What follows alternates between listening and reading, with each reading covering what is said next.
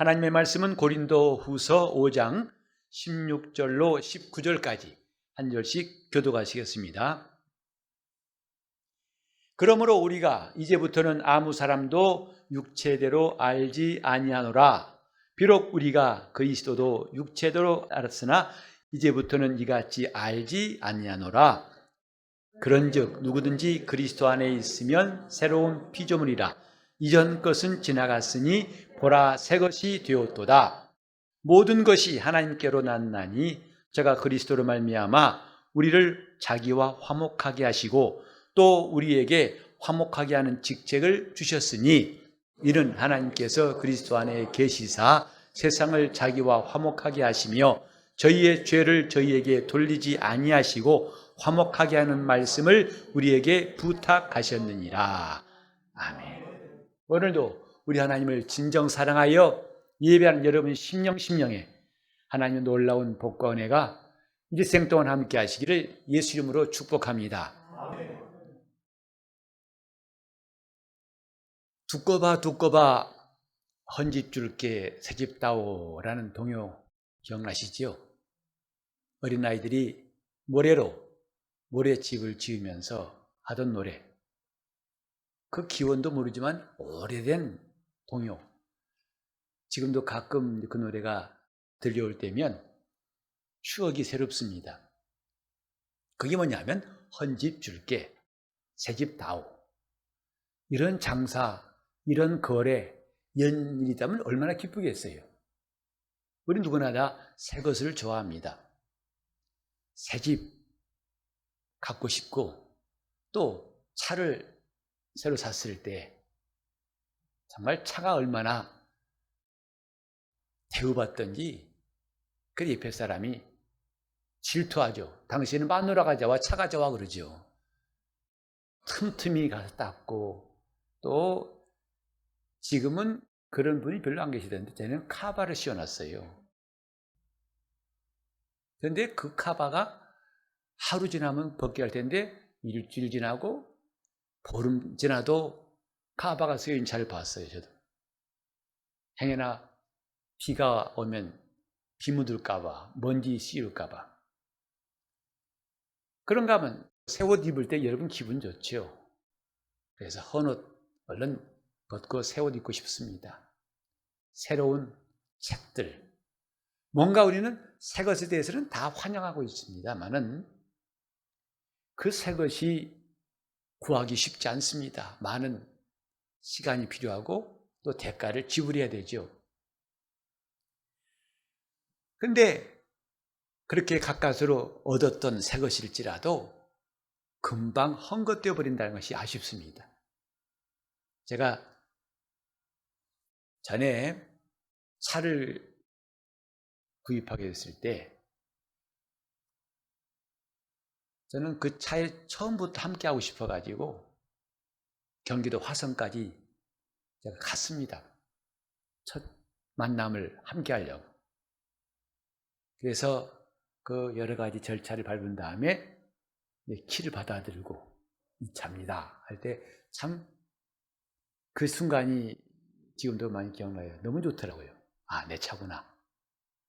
그 설레는 마음으로 키를 가지고 이제 차를 시동 걸어서 나오는데 그 회사 출구장에 초소가 있어요. 근데 그 초소만 딱 지나면은 그때부터 중고차라고 그래요. 그래서 지금 팔아도 이 차는 100만 원, 200만 원은 깎아야 됩니다 그러더라고요. 아직 비닐도 안 뜯었어요. 냄새가 불심불심입니다만 그 초소를 통과하는 순간에 그래서 혹시 당신이 차를 봐가지고 마음에 안 들면 그 전에 바꾸든지 해야 되지 거기만 지나가는 순간에는 다 헌차라는 것입니다. 중고차라는 거죠. 우리는 이 새 것에 대한 갈망, 새로워지고 싶은 마음들을 여러 분야에서 가지고 있습니다. 그런데 성경은 결론을 말씀하고 있어요. 해 아래는 새 것이 없다. 새 것이란 없다는 것이 성경의 말씀입니다. 이 세월 속에는 새 것이 존재하지 않는다 이 말이에요. 새 집 만들고 새 차를 구해도 이 세월 속에 있으면 새 것이 아니다. 이것이 우리가 성경에서 얻은 진리예요. 그래서 새 것이 될 수 없는 것을 새 것처럼 만들고 새 것을 구한다는 자체가 얼마나 헛것인가. 오늘 우리는 이 본문 말씀에 나와 있는 대로 새 것에 대해서 좀 상고하려고 합니다. 무엇이 새 것인가? 금방 만들었다고 새 것이 아니라 변치 않고 영원한 것이 새 것이라는 사실을 성경은 가르치고 있습니다. 변치 않아야 새 것이에요. 그래서 오직 예수 그리스도 안에서만이 새 것 될 수 있다고 성경은 말합니다. 왜냐? 성경의 예수는 어제나 오늘이나 영원토록 동일하신 분이라고 말씀했어요. 그분 안에 있을 때, 예수 그리스도 안에 있을 때의 새 것이라고 성경은 가르칩니다. 그래서 우리를 하나님 거듭나게 하실 때도 썩지 아니할 씨로, 썩어질 씨가 아니라 썩지 아니할 씨, 곧 하나님의 살아있고 항상 있는 말씀으로 우리를 거듭나게 한 것이다 하고 베드로전서 1장 23절로 5절에 말씀하고 있습니다. 야고보도 1장 18절에 하나님은 우리를 자기 뜻을 좇아 진리의 말씀으로 우리를 낳으셨느니라. 그리스도 안에 있을 때만 새 것이라는 사실을 알 수 있습니다. 성경은 왜 새 것을 말할까요?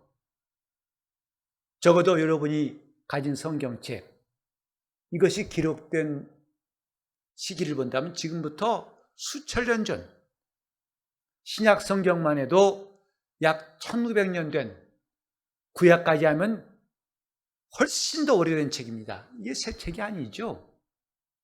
새로 인쇄했다고 새 책이 아니죠.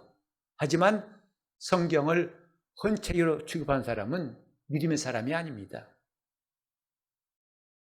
성경은 새 것을 말씀하고 있어요. 그렇다면은 하나님이 왜 이렇게 새 것에 대해 말씀하셨을까? 하나님께서 제6일에 사람을 창조했습니다. 그 사람을 지으실 때 하나님은 특별히 다른 만물과는 구별되게 하셨죠.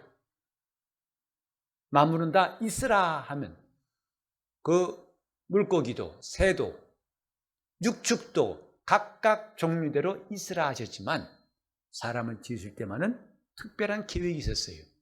우리가 우리 형상을 따라 그 모양대로 사람을 만들자. 이것이 하나님의 계획이었습니다. 다시 말해서 하나님은 시작부터 인간을 특별한 존재로, 그래서 하나님의 형상을 닮은 존재, 이렇게 인간을 지으셨습니다. 그러나 이 인간들이 비록 하나님의 형상을 따라 모양대로 지음받았을지라도 하나님의 뜻대로 순종치 않은 불행한 역사가 성경에 나와 있습니다. 모양은 하나님의 형상인데 그들이 하는 일은 하나님과 원수가 돼가지고 돌이킬 수 없는 범죄를 저지르고 하나님과 원수가 되었습니다. 그래서 이제는 하나님이 없다고 하고 하나님을 영화롭게 하지도 않고 하나님을 가까이 하지도 않고 그분을 인정하지도 않습니다. 오히려 하나님의 말씀대로 사는 것보다도 반대로 하는 것을 옳다고 하고 더 지혜롭다고 하는 세상이 지금도 우리 눈앞에 있지요. 그래서 하나님이 그 아들을 이 땅에 보내신 뜻은 우리를 새로운 피조물로 만들려고 하신 거예요. 구원이 뭡니까? 하나님 우리를 새로운 피조물로 만드시는 역사, 이게 구원의 역사예요. 오늘 그러므로 그리스도인 가운데에서 이 새 것에 대한 갈망이 꼭 있어야 한다고 생각합니다. 우리는 새 것이 그냥 내가 보고 듣고 쓰는 것, 그것들이 새 것이 아니라 정말 새 것이 되어야 할 것은 나 자신이다. 그것이 하나님이 원하신 바다. 우리를 새로운 피조물로 만드시려고 하나님이 독생자를 이 땅에 보내셔서 이제는 혈통으로나 육종으로 모양은 비슷하고 하나님의 형상 따라 모양은 비슷하지만은 하나님과 전혀 관계없는 사람들이 아니라 곧 혈통과 육정과 사람의 뜻으로 난 사람이 아니라 하나님께로서 난 사람들, 이 새로운 피조물을 하나님이 얻고자 하심, 이것이 예수를 이 땅에 보내신 이유고 교회가 세워진 이유입니다. 그러므로 교회가 가진 소식이 뭐냐 하면 새로운 피조물이 되라는 메시지예요. 우리가 각각 그리스도 안에 들어와서 주님의 지체가 되어서 신앙생활합니다. 하나님의 계획, 나를 새로운 피조물로 만드시는 이 놀라운 역사를 우리가 인정하고 그를 따르는 거 아니겠습니까? 그래서 우리는 비록 내 눈앞에서 내가 만지고 듣고 사용하는 것은 새 것이 아닐지라도 정말 중요한 나 자신은 새 것이 되는 이 길을 우리는 꼭 기억하고 잊지 말아야겠습니다. 새 것입니다. 그래서 육신으로 난 사람들, 하나님 뜻대로 살지 않은 사람들은 하나님 앞에 나갈 수가 없지만 거듭난 사람들, 곧 새로운 피조물이 된 사람들은 그때부터 그리스도와 함께 영원한 하늘의 후사가 되게 하시려고 하나님이 계획하시고 그 계획 가운데 지금 우리가 있다는 사실을 기억해야 됩니다. 이것이 우리가 하나님 앞에 순종해야 할 중요한 이유예요. 주님 뜻대로 살아야 할 중요한 이유입니다. 그것은 하나님의 계획대로 되어지는 내 삶이 바로 거기서 나오기 때문입니다. 하나님 뜻대로 사는 것 매우 중요하죠. 내 영혼을 새로운 피조물로 만드셔서 마침내 우리 주님의 나라에 들어가 영생 얻게 하시라는 이 뜻, 우리는 이제부터 이것을 귀히 여기는 사람이 됩시다. 영적 생활은 참 귀한 거예요.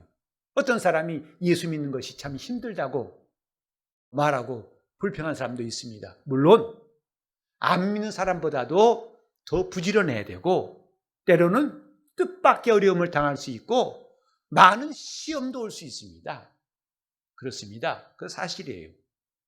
그럼에도 불구하고 이 영적 생활이 또 내 영혼이 믿음이 왜 중요한가? 이것은 새 것에 대한 하나님의 계획이 있기 때문입니다. 새로운 피조물에 대한 하나님의 놀라운 역사를 우리가 알기 때문 아니겠습니까? 새 것이 되자. 나는 새 것이 되자 하는 다짐. 오늘 이 시간 여러분에게 확실히 살아나길 바랍니다. 새 것. 이 예배를 드리는 목적이 이 새 것이 되었기 때문에 새로운 피조물로 만드셨기 때문에 내가 이 믿음을 저버리지 않고 하나님 뜻대로 사는 것이다 이 말입니다. 자, 그렇다면은 어떻게 하면은 새 사람이 되는가, 새 것 되는가, 이것이 우리에게 중요한 관심사가 아닐 수 없습니다. 이 설교가 만약에 새 것 됩시다 하러 끝났다면 여러분들은 공허할지 몰라요. 그 말은 좋은데 어떻게? 이걸 아는 것이 중요하겠죠. 첫째로 새 것은 그리스도와 함께 죽고 그리스도와 함께 산 자가 될 때에 새 것이 됩니다. 다시 말해서 그리스도와 연합을 할 때에 새 것 된다 이 말이죠. 우리가 왜 예수 그리스도를 구주를 모십니까? 그분이 누구신데요? 이미 요한계시록에 말했던 것처럼 그분은 죽었다가 살아나신 분이라고 그랬어요. 우리 영혼을 아무에게나 맡기지 않고 오직 죽었다 살아나신 분에게 맡겨야 할 이유가 뭔가? 예수는 우리 범죄함을 위해서 내어줌이 되고 우리를 의롭다 하심을 위해서 다시 살아나셨기 때문입니다. 그래서 우리 범죄함 때문에 목숨을 버린 자가 우리의 구주가 될 수 있고 그의 부활로 말미암아 우리가 하나님 앞에서 의롭다함 받은 사람인 것이 증명되어야 비로소 새 것 된다 이 말이죠. 그래서 우리는 죽었다 사시니 그분을 우리를 구주로 모신 사람들, 예수는 나의 구주시다 라고 고백하는 겁니다.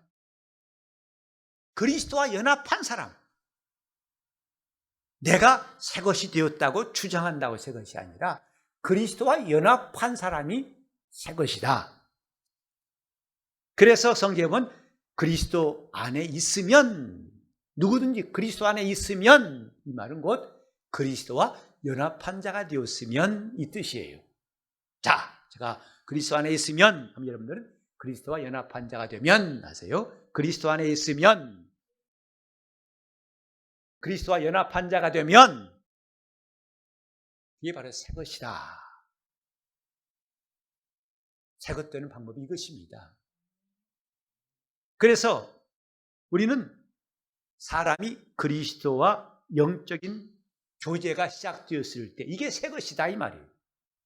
주님과 교통이 되기 시작한 게 이게 새 것이에요. 많은 사람들이 그냥 교회 생활하면은 또 뭔가 믿습니다 하면 되겠지라고 여기기 쉽습니다만은 우리 신앙생활을 막연히 하려는 유혹을 항상 떨쳐버려야 됩니다. 어떤 사람은 그래요. 나 예수 믿는데 목사님 이렇게 복잡하게 말씀하십니까? 나 믿어요. 됐잖아요. 맞아요. 예수 믿으셔야 됩니다. 그런데 초대교회 당시에 그 당시에 예수를 구주로 고백한 것, 입으로 시인하고 마음으로 믿는 것, 이것이 얼마나 큰일인지 우리가 안다면 지금 오늘 많은 신자들이 나 예수 믿는다고 고백하는데 뭘 더 부족한 게 있습니까? 이렇게 말하는 건 좀 다른 것을 알 수 있어요. 그 당시에는 예수를 믿는다는 그 자체가, 예수를 구주로 고백하는 자체가 목숨을 걸어야 될 일이었습니다. 발각되면 즉시로 처형당하고 목숨을 내놔야 됩니다. 하나, 오늘 여러분이 예수 믿는다고 해서 사람들이 잡아가지 않죠. 핍박하지 않죠. 죽이지 않죠. 예수 믿는다 하면서 자기 목숨을 건다는 것을 오늘 많은 사람 가운데에서 흔히 볼 수 있습니까? 예수 믿지만 나는 나야. 내 방식대로 할 거야. 이런 사람들도 적지 않습니다. 이런 믿는다는 것과 사는 것이 괴리 돼가지고 빗나가버린, 그래서 신앙에 혼란이 오고 영적으로 마침내 무너진 사람이 적지 않습니다. 그래 우리가 제대로 하나님 앞에서 신앙생활하는 것이 어느 때보다 중요합니다. 그리스도와 연합, 그분과 교제가 시작되었을 때 새 것이다. 왜? 그때부터 우리는 그분의 생명으로 살게 되기 때문입니다. 나무가 저 뿌리에서 나온 진액이 가지까지 뻗어 올라가가지고 가지에서 꽃이 피는 것처럼 그리스도의 진액이 우리 안에 들어왔을 때 비로소 새 것이다 이 말이죠. 그래서 이제 그리스도와 세계에 대해서, 우리 이웃에 대해서 새로운 관계가 시작되는 것, 그것이 바로 새 것이라는 뜻이에요. 나는 새 것이다.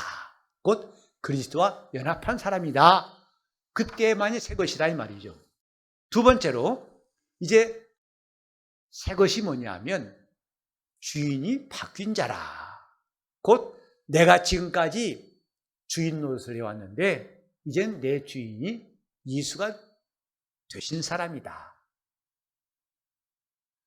예수가 내 주인 되셨단 말이 뭘까요?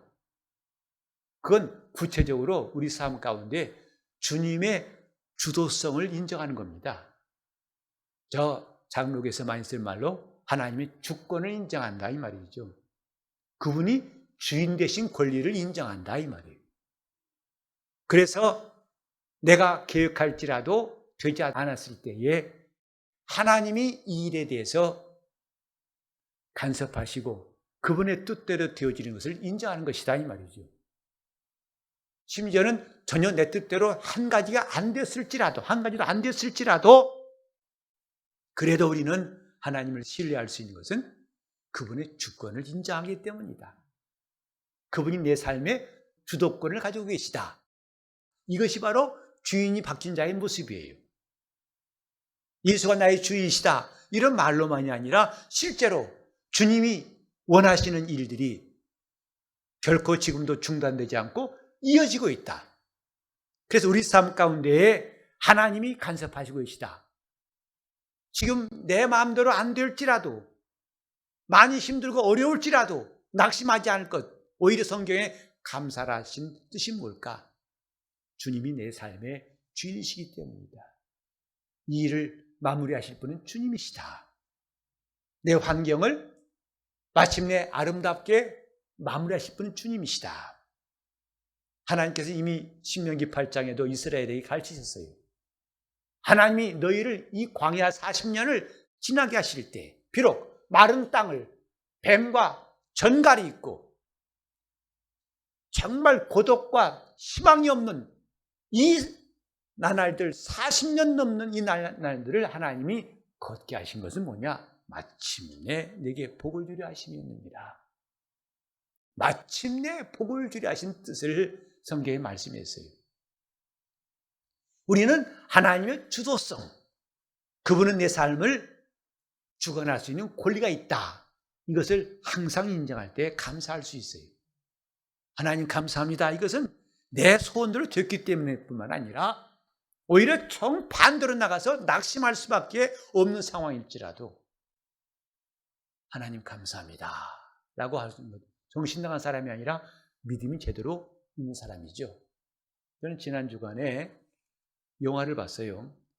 손양원 목사님의 그 다큐멘터리를 보면서 참 눈물도 많이 흘렸어요. 그분이 공산당 폭도한테 두 아들을 동시에 잃었을 때 그들을 용서하고 그를 용서하고 양자로 삼았던 이야기 유명하지요. 마침내 두 아들을 장례식 치르는데 9가지 감사의 기도 제목, 그 유명한 내용이 되고 있어요. 하나님 앞에 그 두 아들 시신을 가지고 장례 치를 때 첫 번째로 한 것이 하나님 감사합니다. 그때 그 사모님도 옆에 교인들도 목사님이 그렇게 말씀하신 것을 이해 못했대요. 이 죄인인 자식에게서 순교자가 둘이나 나오게 하신 것 감사합니다. 9가지 기도 제목을 쭉 소개하는데 그것은 하나님의 주권을 인정한 사람만 가능한 이야기죠. 우리 인간의 기준과 인간의 감정, 인간의 판단으로는 나올 수가 없는 이야기죠. 주인이 바뀐 사람, 곧 하나님의 주권을 인정한 사람, 이것이 새 사람입니다. 세 번째로는 그리스도도 이웃도 이젠 육체대로 알려고 하지 않는 자가 새 사람이죠. 이 본문에 나왔습니다. 이제부터 나도 내 이웃 어느 누구를 육체대로 알지 아니하겠노라. 그리스도도 육체대로 내가 알려고 하지 않겠노라. 바울이 그리스도를 육체대로 알았을 때 어떤 내용이었을까요? 바울은 예수를 핍박한 자였습니다. 왜? 그가 하나님의 법을 무너뜨리고 하나님의 백성을 혼란케 하고 미혹한 자라고 해서 예수를 믿는 사람들을 아주 가혹하게 핍박했던 사람들이죠. 그러나 그가 예수를 만난 다음에 새것이 된 다음에 그는 예수 그리스도의 사람이 되었어요. 더 이상 내가 예수를 육체대로 알지 아니하고 하나님이 알게 하신 대로 새로운 눈으로 보게 되었다. 그래서 저는 핍박자였으나 이제는 그의 증인이 되었다. 이것이 바로 사도 바울이 새것된 증거라고 말하고 있습니다. 그러므로 내가 지금까지 귀하다고 여긴 모든 것들을 배설물로 여기고 오직 내 주 예수라는 고상한 지식을 인하여 지금까지 내가 붙잡았던 걸 다 내버렸다. 이는 내가 오직 그리스도를 얻고자 하며 그 안에서 발견되려 함이라. 빌립보 3장 7절부터 있는 고백이 모든 믿는 사람들의 마음을 지금도 감동합니다. 바울이 그렇게 자기를 버린 것, 자기가 귀하게 여겼던 것들을 배설물처럼 버린 이유가 뭔가? 그 안에 하나님의 새로운 생명이 들어왔기 때문이다. 새 것 되지 않고는 그렇게 할 수가 없다는 것을 말하고 있습니다. 지금 우리는 억지로 버리려 하기가 힘들죠. 우리가 주님 앞에 시간을 드리고 물질을 드리고 또 우리 몸을 들여서 봉사할 때가 종종 있습니다. 그때마다 때로는 힘들고 피하고 싶지요. 끝나고 적은 일일지 모르지만 청소하는 것도 때로는 다른 사람이 했으면 좋겠다고 미루고 싶지요. 그러나 우리가 오히려 그런 일을 즐겨하는 마음이 생기는 건 웬일일까요? 내가 새 것이 되었기 때문 아니겠습니까? 다른 사람이 싫어할지라도, 다른 사람은 다 피할지라도 굳은 일을 도맡아서 기쁨으로 할 수밖에 없는 것은 그 사람이 원래 선한 사람이란 것도 있을 수 있겠지만 근본적으로는 내 속에 새 것이 되었다는 놀라운 증거이기도 합니다. 나는 새 것이다. 우리가 지금 하나님 앞에서 발견한 게 뭡니까? 새 것.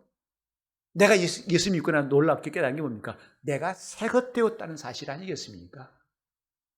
누구든지 그리스도 안에 있으면 새로운 피조물이다. 이전 것은 지나갔으니 보라 새 것이다. 오늘 이 말씀이 더 이상 막연하게 저 멀리서 오는 기차 소리 같지 않고 영혼에 쩌렁쩌렁 울려올 수 있기 바랍니다. 아멘. 나는 새 것이다. 사실 그런 말하기에 쑥스러울 때 우리는 참 많습니다. 새 것은 고사하고 나는 젊다라는 말도 이제는 점점 하기가 어려워졌어요. 젊어지고 싶고 또 이전보다 더 정말 좋은 모습을 갖고 싶은 마음이 있지만 거울을 볼 때마다 그 기대는 다 깨지죠. 한때는 젊었는데 왜 이리 주름살이 생기고 피부는 탄력이 없고 누가 봐도 늙었다 이런 말 들을 때마다 섭섭하지 않습니까? 그래서 왜 오이를 요리할 때 잡수라고 오이를 사오는데 그거 썰어가지고 얼굴에 붙이십니까? 이해할 수 없는 거 아니겠어요? 그거 떼서 잡수세요. 그런다고 피부 별로 안 좋아집니다. 금방 또 늙습니다. 우리는 지금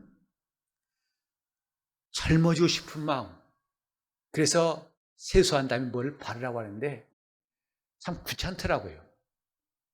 그냥 쓱 하고 나갔던 것이 자연스러운데 뭘 발라야 한답니다. 피부 요새 자외선 때문에 선크림을 바르라 참 지겨워요. 나중에 세수할 때 참 골치 아프더라고요. 잘 안 져요.